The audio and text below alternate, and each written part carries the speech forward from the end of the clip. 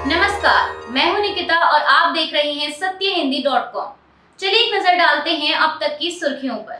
7 सितंबर को कन्याकुमारी से कश्मीर तक 150 दिनों के अंदर 3,570 किलोमीटर का सफर तय करने निकली कांग्रेस की भारत जोड़ो यात्रा ने अब तक 12 में से 11 राज्यों को कवर कर लिया है और आज यात्रा का 131वां दिन है और अब यात्रा अपने अंतिम पड़ाव की ओर बढ़ रही है। आज 25 जनवरी बुधवार को यात्रा रामबन से शुरू की गई, जो कि शाम के समय लंबे ट्रक यार्ड बनिहाल में जाकर रुकेगी। आपको बता दें कि यह पदयात्रा एक हफ्ते से भी अधिक समय तक जम्मू कश्मीर में रहने के बाद 27 जनवरी को श्रीनगर जम्मू राष्ट्रीय राजमार्ग पर जवाहर सुरंग के माध्यम से घाटी में प्रवेश करेगी और इसका समापन 30 जनवरी को होगा। कांग्रेस के पूर्व अध्यक्ष राहुल गांधी ने मंगलवार को जोशीमठ की समस्या पर बयान देते हुए सरकार को दोषी ठहराया है। उन्होंने जम्मू कश्मीर के उधमपुर जिले में भारत जोड़ो यात्रा के दौरान पार्टी की उत्तराखंड इकाई के नेताओं से बात करते समय कहा कि ऋषिगंगा त्रासदी से सबक लेकर अगर सरकार समय रहते सतर्क हो जाती तो जोशीमठ में भू धसाव की समस्या से बचा जा सकता था। राहुल गांधी ने प्रदेश के नेताओं से कहा कि नया हिमालय संवेदनशील है, लेकिन उत्तराखंड में आपदा प्रबंधन अधिनियम 2005 के तहत बनाए गए नियमों का पालन नहीं हो रहा है और विकास के नाम पर अनियंत्रित विस्फोट किए जा रहे हैं। 2021 में हुए ऋषिगंगा हादसे के बाद यदि समय रहते सरकार चेत गई होती तो शायद जोशीमठ में भूधसाव जैसी है नौबत नहीं आती। इसके अलावा क्षेत्र में चल रहे अन्य विकास कार्यों पर भी सरकार को एहतियाती कदम उठाने चाहिए थे तथा उन पर पैनी नजर बनाए रखनी चाहिए थी। इसके साथ ही गांधी ने इसरो की वेबसाइट पर जोशीमठ के बारे में दी गई जानकारी हटाए जाने को भी दुखद बताया। उपलब्ध कराए जाने वाले तथ्यों का इस्तेमाल जनता को बचाने के लिए किया जाना चाहिए। राहुल ने आगे कहा कि भारत जोड़ो यात्रा खत्म होने के बाद वह जल्द ही जोशीमठ आकर लोगों से मिलेंगे। जहां एक तरफ राहुल गांधी ने जोशीमठ भूधसाव के लिए सरकार को दोषी ठहराते हुए 2021 की ऋषिगंगा त्रासदी का हवाला देते हुए कहा है कि अगर सरकार समय रहते चेत गई होती तो यह नौबत नहीं आती, वहीं भाजपा ने भारत जोड़ो यात्रा के दौरान जोशीमठ का मुद्दा उठाने को लेकर कांग्रेस की कड़ी आलोचना की है। प्रदेश बीजेपी अध्यक्ष महेंद्र भट्ट ने कहा है कि प्रदेश कांग्रेस के नेता एक और मुख्यमंत्री पुष्कर सिंह धामी से मिलकर आपदा पर सुझाव देते हैं और अगले दिन यात्रा में शामिल होकर इस मुद्दे को राजनीतिक रंग देते हैं।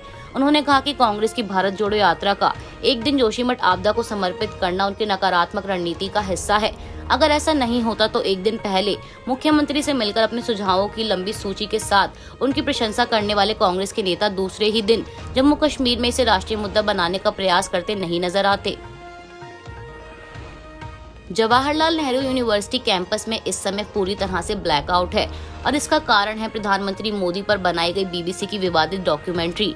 दरअसल यूनिवर्सिटी के कुछ छात्रों का समूह कैंपस में इस डॉक्यूमेंट्री की स्क्रीनिंग करना चाहता था, जिसे लेकर जेएनयू प्रशासन द्वारा मंगलवार को एक नोटिस जारी कर कहा गया था कि संबंधित छात्र और व्यक्ति इस कार्यक्रम को रद्द कर दें, नहीं तो सख्त अनुशासनात्मक कार्रवाई की जाएगी।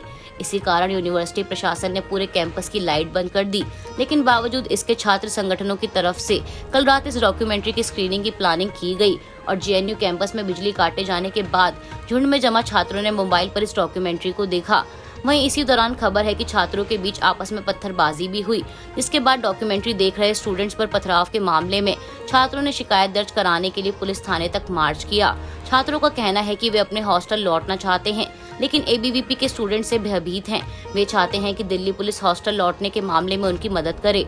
वसंत कुंज पुलिस के शिकायत दर्ज करने के बाद जेएनयू के छात्रों ने मार्च खत्म कर दिया।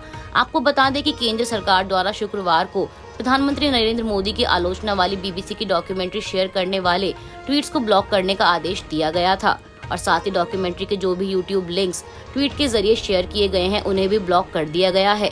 विदेश मंत्रालय ने डॉक्यूमेंट्री को दुष्प्रचार का हिस्सा बताते हुए खारिज किया है और कहा है कि इसमें निष्पक्षता का अभाव है और यह एक औपनिवेशिक मानसिकता को दर्शाता है। वहीं विपक्षी दलों ने डॉक्यूमेंट्री को बैन करने के सरकार के इस कदम की आलोचना की है।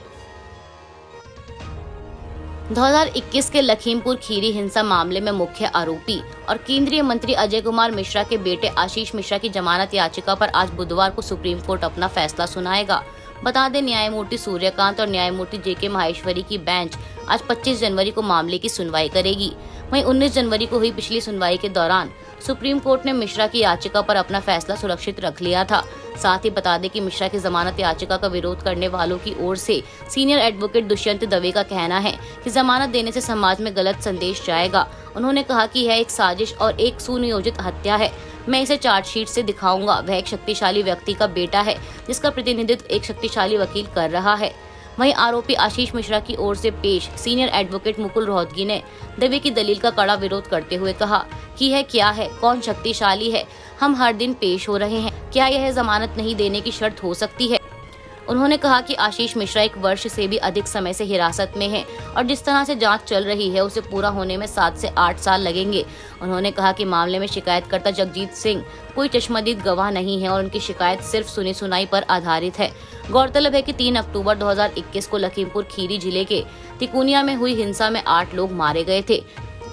उस समय किसान केंद्र द्वारा लाए गए 3 बिल के विरोध में धरना प्रदर्शन पर बैठे थे और इस दौरान वह यूपी के उप मुख्यमंत्री केशव प्रसाद मौर्य के इलाके में दौरे का विरोध कर रहे थे। उत्तर प्रदेश पुलिस की प्राथमिकी के मुताबिक 4 किसानों को एक एसयूवी ने कुचल दिया था जिसमें आशीष मिश्रा बैठा था।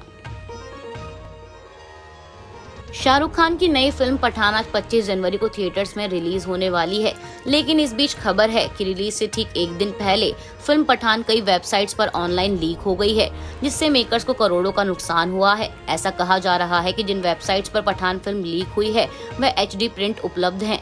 अब ऐसे में फिल्म का बेसब्री से इंतजार कर रहे फैंस घर बैठे 1 दिन पहले फिल्म देखना पसंद करेंगे, न कि हजारों रुपए की टिकट खरीद कर 1 दिन बाद फिल्म देखना। वहीं अब इस ऑनलाइन लीक का खासा असर बॉक्स ऑफिस पर भी देखने को मिल सकता है। अभी के लिए बस इतना ही। बाकी की खबरों के लिए जुड़े रहिए सत्यहिंदी.com पर।